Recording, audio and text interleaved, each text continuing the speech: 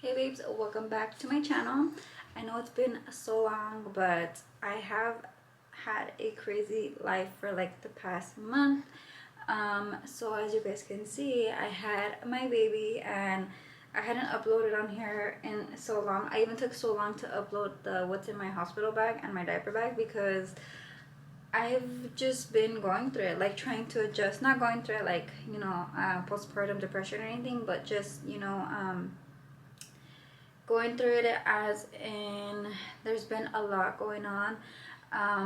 So yeah, if you guys are not subscribed to my channel, don't forget to subscribe down below. Give this video a big thumbs up if you guys enjoy it, and then I always ask you guys for video suggestions, if you guys have any video suggestions that you guys would like to see. But today I'm bringing you guys a story time on my labor and delivery, and kind of just like a little life update and stuff.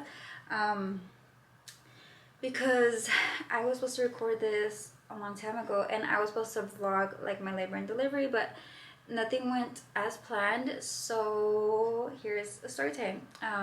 So yeah, I'm gonna get straight into the video. So if you guys want to know how my labor and delivery went, what I did to go into labor, then just keep on watching. Okay, so as you guys know, I was told my due date was, got given 2 due dates. So I had got given June 15th and then June 10th. So let's just so I would go off of June 10th all the time because in all my ultrasounds she measured as my due date as June 10th, but because of your period and all that, they go based off of the other date, which was June 15th. Me personally, I always just thought, okay, for my ultrasound, June 10th, that's it, point blank period, right? That's what she was measuring. So, and it kind of, like when I calculated the day that she was made, it was actually accurate. So I just went off that one and I stuck to that one. So anyways, I just need to give you guys like that little info real quick. And then, so fast forward to May 28th. So as you guys know, I was always going based off of the date that they gave me. So at the end of May, I had hit 37 weeks, and obviously after 37 weeks, you're considered full term. So a few weeks before this, actually when I hit about like 30 weeks, I was so uncomfortable. I had so much pressure down there, like severe pressure. Like when I tell you, I felt like she was just gonna fall out. I literally felt like she was just gonna fall out. Like I did say, this is my 4th baby. So they say after so many kids, like, your body's just not the same, like in other words, basically your body's not as strong. So like your uterus doesn't hold as well, sometimes your cervix, something this and this and that, right? So that's what I was told. I don't know if it's true or not, but that's what my doctor said. So they say after every pregnancy, your body just basically gets weaker and weaker and weaker. So they told me that's so normal. You had a lot of pressure, that was normal, blah blah blah blah. So then I was still going to my appointments and stuff. So finally I hit like 36 weeks and I was like, you know what, like I'm so done, like I'm so tired. Like if you guys follow me on TikTok, like you guys know, like I was trying to have her as soon as I was full term. So full term was 37 weeks. So when I hit 36 weeks, I started to go walking. I did a lot of walking. I would walk around the block with the kids and everything. And then finally, when I hit 37 weeks, I started bouncing on the ball. And what else? I would bounce on the ball.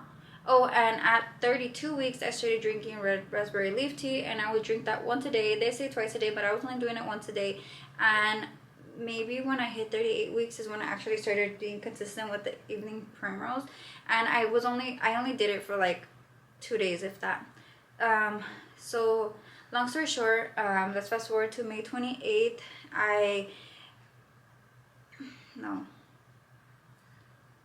The 27th, let's say May 27th. I had went out to go eat and stuff, and I was already 38 weeks at that point, off of my calculations of June 10th, right? So I had went to go eat, and then after that I was like, you know what, let's buy some pineapple. I had bought pineapple and dates that day, so I ate a cup of pineapple, and then I ate 6 dates that day. And it was funny because I started to get contractions, but they weren't consistent. But I did feel like contractions, and I was like, oh my god, like these dates work. I've never used dates to induce labor. I never even heard of it till this pregnancy. Like I did say, this is my 4th one, and I never heard of it. So that day I had done all that, and then the 28th in the daytime, we went to go take my mother-in-law out to eat breakfast, and my husband's family and stuff. And then that day she was like, you know what, I'll take the kids with me so you guys can get some rest and blah blah blah, get things prepared for the baby because the baby's coming soon. And my mother-in-law lives half here and half in Mexico, so she was like just trying to help us with the kids. So that day she ended up taking the kids with her, and we had went to go walk the mall. And then I had told him, like, let's go walk, I think we walked Target. Yeah, we walked Target. And then what do we do? Then I ate dates. And then the next day I ate 6 dates that day, and I was bouncing on the ball back and forth. So literally, like, there's the ball over there, I don't know if you guys can see it. It's like a yoga ball. You bounce on it, and then you do circular motions, and then you do like the number 8, and then you rock back and forth. That is to help the baby get into place. When I was about 34 weeks, they had told me that she was already like in there. Like I could have had her at 36 because it looked like she was already like ready to come out, and I had so much pressure. So I was preparing myself like at 36 weeks, I'm gonna go into labor, blah blah blah, and nothing. So fast forward to what I was telling you guys. May 28th, I did a lot, and then the kids came back home that day, and then we went for a walk that night, like around 5 o'clock. And then my mother-in-law was still here with her family, so we were gonna go visit them after. So we took a walk for about an hour, and then when we got back, I had seen if you do nipple stimulation, that it helps you contract your uterus and so on and so forth. Never did that before either in my other pregnancy, so I was like, you know what, let's try it out. I did it for about 15 minutes. I had my mom cozy on, and I fell asleep. I thought nothing of it. I didn't have them on like severe like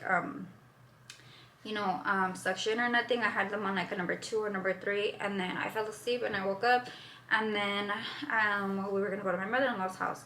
So before we left to my mother-in-law's house, I had told my husband, I was like, you know what, I have a lot of contractions and a lot more pressure. I was like, but it doesn't feel consistent right now. And he's like, okay.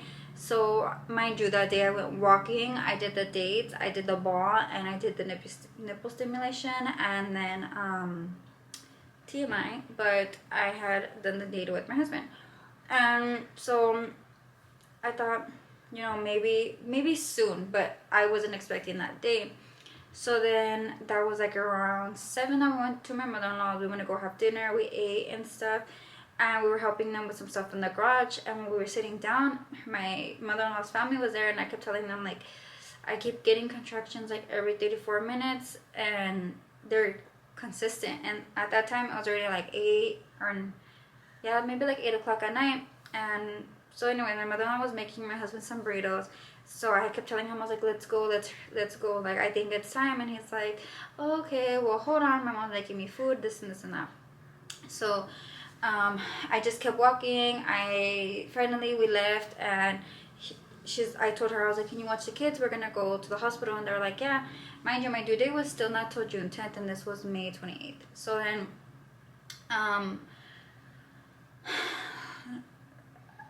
then, I came home, I showered, I got the stuff, we put the stuff in the car, we got to the hospital. I get to the hospital, and they checked me, and I'm 4 centimeters dilated, and I was having contractions every 3 to 5 minutes, which is really good because usually when they're every 3 to 5 minutes, that means that you're in active labor. So, and at that point, for my calculations, I was about like 38 weeks in like 2 days. And they checked me or whatever. So then they called my doctor, and she's like, you know what, let me ask your doctor if it's okay to admit you. And I was okay. So my doctor was like, yeah, you know what, if she's that far along. And the nurse was super nice. She was like, you know what, hopefully they get to keep you and they just induce you and you go into labor because your contractions are coming, but you're not opening anymore. I had already been there for 2 hours at the hospital. I wasn't dilating anymore. So anyways, they admit me, they put me in an ice room, and my contractions stopped. I was so pissed. I'm like, are you serious? So when they checked me, I was still 4 centimeters dilated. And at that point, it was like 3 in the morning. So then she's like, 2 or 3 in the morning, and she was like, you know what, get some rest. She's like, I spoke to the doctor. The doctor said, if it's okay with you, we'll give you some Pitocin and we'll get everything started in the morning, like around 6 in the morning. And I was like, yeah, that's fine. I was like, if you guys don't know, Pitocin is what they use to induce you. And at first I didn't want to do it because I've been induced before with my previous pregnancy, and it was horrible. Contractions are horrible. I still have to say, contractions with Pitocin are the worst. Worst. Like, it's, I don't highly recommend getting induced. But I feel like at that point I was just so over, and I was already in so much pain, so much discomfort, that I was like, you know what, let's do this. Like, you know. And I want to give you guys a weird fun fact about me. I hate odd numbers. So the fact that I knew she was going to be born on an odd number, it was irking me. And I wanted to wait so bad. But I was just in so much pain and so much discomfort at that point that I was like, no. So even my whole family was like, are you serious? Are you sure? Just wait. And I'm like, no. Like, I could have waited. But I was like, no, you know what? I'm not going to. I could have waited. I could have went home. But the fact that the hospital that I delivered at is about 40 minutes from me, maybe, like, it's pretty good distance, is what made me so nervous, because I was like, you know what if I go back home and then I'm in active labor, and then like I'm driving to the hospital and like this baby flies out, or I go into labor, you know. Yeah, that's what went through my head. Fast forward to 6 o'clock in the morning. They got there and she's like, you know what, I can't give you Pitocin right now because we're something something about some nurses. I forgot what it was. And I was like, okay. So then she's like, when the new nurse comes in at 7, I'll let her know so she can give you Pitocin. Long story short, by the time the new nurse got there and they were doing shift change and one of the nurses were late and I don't know what, so on and so forth, I didn't get Pitocin until about almost like 9 o'clock. Then they gave me Pitocin, and my contractions started. They weren't as severe. Then they gave me a ball, so I was in labor, and they gave me the little bouncy ball, and that's supposed to help, you know, open you and get you going and all that stuff. I don't know. I've never done that before. I've always just sat there and dilated and all that. But this time I had so much more knowledge because of TikTok and Google and all that. Mostly TikTok. So I had asked for the ball and all that. So I was there, and the doctor came in, and they were asking me if, by that time they asked me if I wanted the epidural, and I was contemplating so much because I wanted my mom to be there and I wanted to talk to my mom. I know I'm older and stuff, but I feel like I just needed my mom, and she wasn't answering me, and it was driving me crazy. And finally when she answered me, she's like, you can get it if you want. Like, I wasn't asking her for permission, but like, you know, my mom was kind of like my emotional support as much as my husband was, and I feel like I'm a person that kind of needs like that push. I don't know if that makes sense, but, and I've never had the epidural with any of my other kids. So I was like, I really want it with this one. I want to enjoy the labor. Like, I want to have a smooth and beautiful labor, blah, blah, blah. And usually I've always gotten the IV medication with all my other ones. But I had an incident with my brother this past year. And the IV medication that they give you is fentanyl. So if you guys know, then you guys know. I was so traumatized. Like, I did not want to get that medication because I was so scared. And I think I just have PTSD from that, if I'm being completely honest with you guys. So I was crying and I was going through it, and just like, I don't know, it was weird. Like, I wasn't like hysterical or nothing, but I was just really going through it because I was so undecisive, and I needed my mom there. Like, at that point, I don't know if I'm the only one, but I just felt like I needed my mom there. Finally, she answers me, and then the nurse tells me that she needs a COVID test. So then my mom needs to go get tested for COVID, and she needs to have her vaccines, which she had, but she didn't have a negative COVID test. And then my mom gets there, and they told her that she couldn't go in the room with me because they were only allowing one person. But I had told her, I was like, you know what, the nurse told me this, and that. My mom went to go do it. She even paid. So then I think they felt bad. So then the doctor let my mom go in, which, thank God. So then at that point I was already like 5-6 centimeters dilated, and I had been waiting for the epidural for about an hour. It was like 10 o'clock, and I was like, no, it was like 10 o'clock, and I was like, you know what, I really want it. Like, where is he? Where's the anesthesiologist at? And nothing. So then at that point I was like, you know what, I'm in so much pain, just give me the IV medication really quick. So she's like, but I was so scared, and she knew that I was scared, so she only gave me half of it, and she was so sweet. So anyway, she gave it to me, and I had like a very, very bad reaction out of it. My heart rate started going down, and I was freaking out, and it was just like I had a full-on panic attack. So then they decided not to give it to me anymore, and I felt so weird. Like, I don't do drugs or nothing, but I just felt so high. Like I felt like I would have just kept my eyes closed, I would have died. Thank God I didn't, and everything went well, but it was just such an ugly, weird feeling. So then I had told the doctor, he's like, if I break your water, it'll make things go by faster, da da da da. And I was like, I really want the epidural. So I was waiting. I waited about 30 minutes, and then I was like, you know what? Just break my water and let's get things going. I was like, you think baby's gonna be here by like noon? No, they told me no, baby's gonna be here till about like 3, 5 o'clock in the afternoon, blah, blah, blah, blah. I was like, all right. And that was like around 9:30. They broke my water, or 10, around there. And I was like, okay. So mind you, I was still like on the ball. I was getting severe contractions. Like when I tell you severe contractions, Pitocin is no joke, like no joke. So at that point I was just like, you know what, I'm in so much pain, give me the medicine again. And she's like, well, you're waiting on the epidural. If I give you the blah blah blah, this and this and that. So anesthesiologist never got there. I was waiting and waiting and waiting. Nothing happened. So let's fast forward to about 11, I think it was like 11:50. I was like, you know what, like it hurts down there, like I feel so uncomfortable, like, but I didn't feel like I had to push or nothing or poop yet. TMI, when you're in labor and you feel like you have to poop, basically when you feel that sensation, it's basically you're ready to push. I didn't feel that. I just felt pressure and like discomfort. And so she's all like, no, probably not, this and that, but let me check you. So then the nurse comes in and she finally checks me around at 11:50. She's like, oh, you're only like 8 centimeters dilated, you have a few more. She's like, maybe about another hour or two. And I was like, okay. And then like literally she input some stuff on the computer, and then I had asked her for a small dose of the IV medication again, and she said yeah. So she was preparing all that, she had left, and then when she walked out of the room, I started like telling mom, freaking out. I was like, mom, it burns down there, it burns down there, it burns down there. Like I've never felt this feeling in my entire life. Like it burns down there like if it's on fire. And she's like, what do you mean? And I was like, mom, I think I have the ring of fire, because I've been reading a lot and watching TikToks. And she's like, what's that? I was like it burns, like what the girls explained, that's what I feel.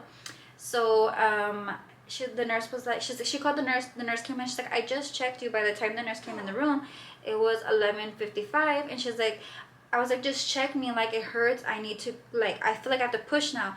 And she's like, no, I just literally checked you. And I was like, check, like just check me. I even sat up because of how weird I felt. Like it was weird, like it was just intense. It literally happened so fast. Obviously now I'm able to talk about it and it sounds like you're whatever, but in the moment I was just like, oh my god. And then I kept telling my mom, I'm gonna poop, mom, I'm gonna poop, mom, I'm gonna poop. And my husband was like, no, you're not gonna poop, you're fine. And he was holding my hand and he was caressing my head, and he was being so supportive, and he just was trying to calm me down, but I just couldn't calm down. Usually he can get me to calm down, but at that moment I couldn't. So I was grabbing both of their hands and I was like, hold my hand, like, and I was squeezing them so bad. I felt so bad, like, you know, shout out to my mom and my husband, but it was a tough one. So then she checks me, she's like, oh my god, you're at 10, let me call the doctor in. And then literally the doctor was like down the hallway. He comes in, he puts on his outfit, and he's like, are you ready? And I remember I asked him, I was like, what time is it? And he's like, it's 11:58. And then he's like, you called it. He's like, you said you were gonna have the baby by 12. And I was like, by the noon. And I was like, I told you, like, you know. So he starts laughing at me or whatever, and he's like, let me check you. I literally picked up my legs, and he's like, her head is right there. And my husband was like, babe, her head's right there, like, you're doing great. I remember her talking to me and telling me that. He's like, you're gonna be fine. And the doctor was putting on his stuff, and they were giving him everything sanitized and stuff. And then as soon as I put my legs up, you know, they put your feet on these things and stuff, he's like, push. I literally pushed like 1.5 times, and when I say half, it's because the second one wasn't like a full push. Like you literally usually sit up and give full force. The second one wasn't full force at all. It was like I sat up and she flew out. Like it was just so intense. As soon as I gave birth, the anesthesiologist tries to come in and give me the epidural. I'm like, yeah, pa que? I was already done, like, you know. So at that point she had gave me the fentanyl right before the baby was born. So I still felt, but she only gave me half the dose, and so I felt really high. It was weird. Like I've never felt that before. And the pain was still there. It was so pointless. I don't recommend it. Like I don't know why I did it to myself. I literally did it to myself because I'm dumb. but I don't recommend it. If you could take the pain, if not, get the epidural. It doesn't make you any less of a woman. Like, if I could have got it and the anesthesiologist would have got there on time, I would have got it. Like, the pain that we go through is just no joke. Like, it's intense. Like, let me tell you, it's something that just, it hurts so bad. But yeah, all that happens, and then she comes flying out, and she was born 7 pounds exactly at noon. So she was born at 12 o'clock on the dot at 7 pounds exactly, and she was 20 inches long. So she's pretty long. Now it's June, it's actually July 1st today, so she's already a month and a few days. But yeah, that was my little labor story. I probably go more into detail on my TikTok, so if you don't follow me on TikTok, I have a little story time on there. But as for that, I'm just been home trying to get used to having 4 kids. My kids are out right now for summer school, so I'm not used to, like, because my 2 older ones are out for summer school, and then my other one, my little 4-year-old, she's still in school. It's an all year round thing. It's a preschool. We did take her out for vacation for about 2 weeks when the baby was born. That was so hard on me, like having them all home and trying to get used to the fact. I think that's what over. Okay, so I'm back. My camera had died. I had to lay the baby down real quick because she fell asleep, and I picked up the room a little bit. So yeah, I had kept my 4-year-old Madeline. I kept her home for a little bit when the baby was born, but honestly that was so hard on me because she was a baby for so long. She's been the baby for about 4 years, so you can only imagine how she felt. She felt like very, like, you know, jealous, like they took her place and this and that, and it was so hard for me to adjust because she was a baby for so long. She was my baby for so long, and she was, in other words, so spoiled. And if you guys follow me on social media, you guys seen that, and if you don't, then I'm gonna let you guys know.